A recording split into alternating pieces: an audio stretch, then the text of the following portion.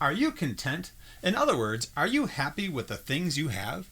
So many of us want more and more and more. It's like you think, oh, if my wallet was just full of cash, I would be happy. Ooh, the more money, the happier I would be, right? Well, we might think that, but it doesn't really work that way. In fact, my wallet really has a problem. Every time I get money in it, whoa, it burns a hole right in my pocket. Whew. I don't know if you have a wallet like that, but I certainly do. I can't keep money in this thing for anything. I want to talk about contentment today, and I'm going to use this dollar bill to help me with that. Let me read a verse. This is actually in 1 Timothy chapter 6. It's actually several verses, starting at verse 6. 1 Timothy 6, verse 6. But godliness with contentment is great gain. For we brought nothing into the world, and we cannot take anything out of the world. But if we have food and clothing, with these we will be content. But those who desire to be rich fall into temptation, into a snare, into many senseless and harmful desires that plunge people into ruin and destruction. For the love of money is the root of all kinds of evil. It is through this craving that some have wandered away from the faith and pierced themselves with many pangs. Wow! Not being content causes all kinds of trouble. It takes us away from the faith and causes us many pangs or pain and suffering and troubles. Let me show you what I mean.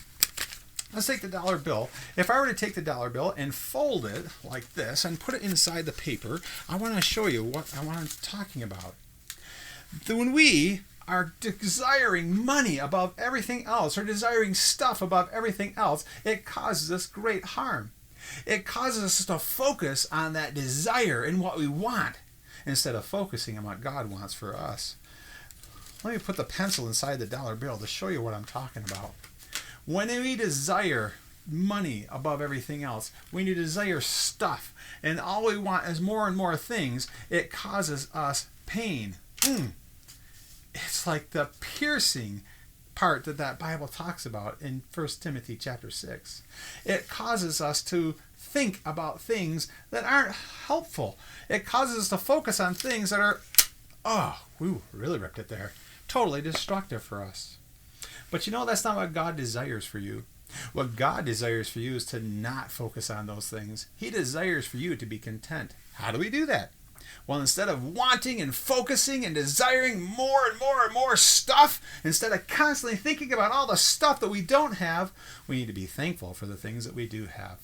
Be content with what you have.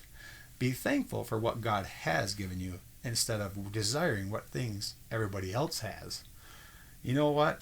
That'll save you from a lot of trouble. It'll save you from being pierced with many pains. Today, I challenge you, be content, because contentment brings great gain.